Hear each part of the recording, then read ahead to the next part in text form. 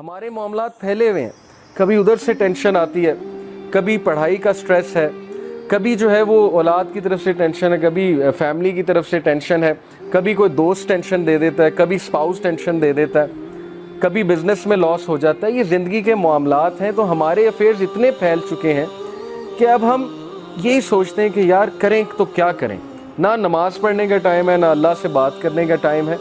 तो ये क्यों है? क्योंकि दुनिया प्रायोरिटी बन गई। दुनिया के अफेयर्स, सहाबा के नज़दीक औकात ही कोई नहीं थी दुनिया की। इसीलिए वो बहादुर थे, इसीलिए करेजियस थे, इसीलिए उनका पर्पस, उनका मिशन, उनका विजन वो चलता रहता था। जो मर्जी सिचुएशन क्रिएट हो जाए, सर्कमस्टांसेस उनको नहीं रोकते थे, वो चलते रहते थे अपनी मंजिल की तरफ। मंजिल की तरफ जाने से वो रुकता है जो डर जाता है दुनिया के प्रॉब्लम से।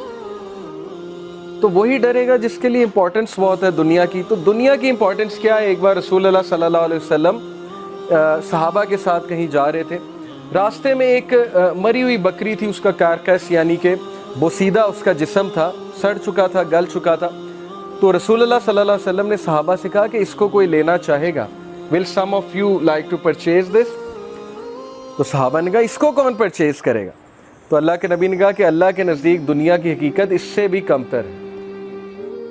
तो ये दुनिया की हकीकत है। हम दुनिया की टेंशनों पे रोते हैं कि ये हो गया, वो हो गया।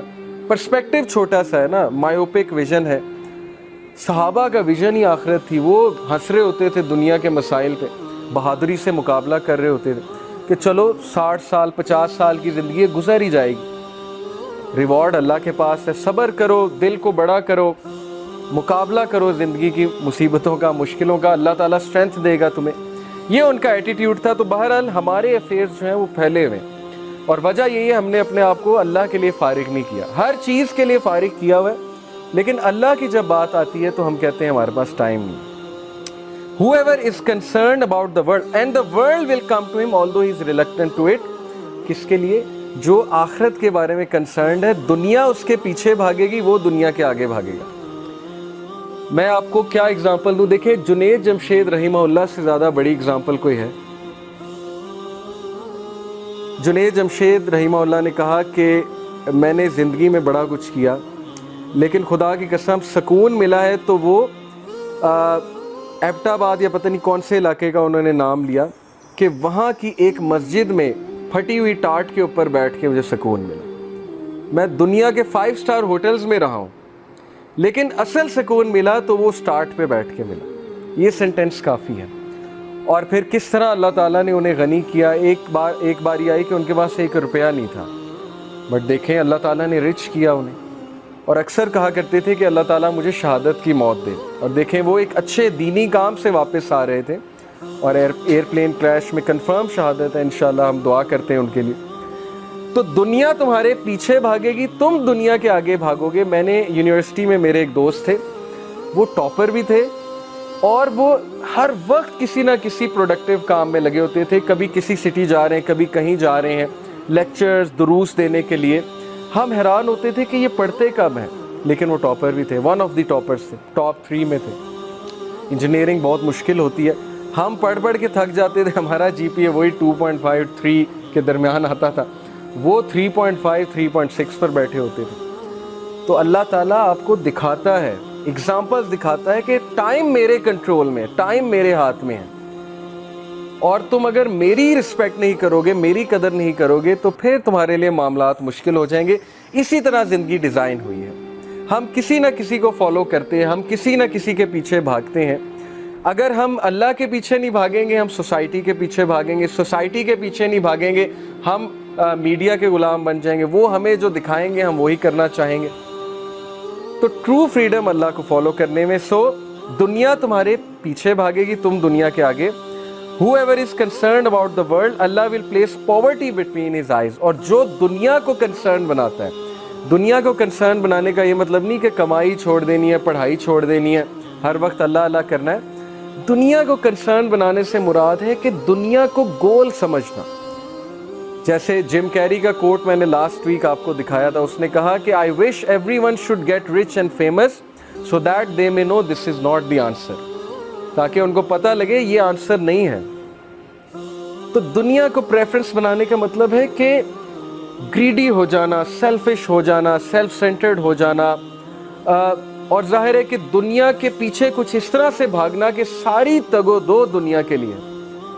और मटीरियलिस्टिक सोसाइटी के जो इस वक्त आउटकम्स हैं वो आपके सामने। हर बंदा लालची हो चुका है, हर बंदे को अपनी पड़ी हुई है, हर बंदा पैसे के पीछे भागता है। हमें ऐसी स्टेटमेंट्स सुनने को मिलती हैं कि नहीं जी money is the game changer, नहीं जी पैसा ही सब कुछ है, असल चीज़ पैसे की है। तो पैसा पैसा पैसा वो करते करते अब हमारी जो हालत हो गई है वो आपके सामने है। तो जो कोई भी दुनिया को कंसर्न बना लेगा यानी ग्रीडी हो जाएगा, अल्लाह को इग्नोर करके दुनिया के पीछे भागेगा, तो फिर क्या है कि अल्लाह will place poverty between his eyes, अल्लाह उसे गरीब कर देंगे। गरीब से मुराद लिटरली गुर्बत नहीं है, गरीब से मुराद है कि उसका पर्सपेक्टिव छोटा सा हो जाएगा। बिटवीन हिज आइज पॉवर्टी यानी उसका मायोपिक विजन होगा, उसका छोटा सा पर्सपेक्टिव होगा, उसका दिल बड़ा नहीं होगा। और फिर क्या होगा कि disorder his affairs and he will get nothing of the world but what is decreed for him. अल्लाह ताला उसके अफेयर्स को फैला देगा समेटने की बजाय। और यही है कि हमारे टाइम में बरकत क्यों नहीं, हमारी लाइफ में बरकत क्यों नहीं है, क्योंकि हमने उस एंटिटी को, उस बीइंग को इग्नोर किया हुआ है। और इससे बड़ी बगावत कोई नहीं हो सकती। लोग क्वेश्चन करते हैं कि व्हाई शुड आई वर्शिप अल्लाह। It is just like questioning why should I obey my mother, it is just like questioning why should I obey my father. किया क्या है मेरे बाप ने? कुछ भी नहीं किया। माँ ने क्या किया है मेरे लिए? कुछ भी नहीं किया। ये सवाल पूछना कि मैं अल्लाह की इबादत क्यों करूं, मैं अल्लाह के पास क्यों जाऊं, ये सवाल इटसेल्फ एक बहुत ही गमज़दा सवाल है।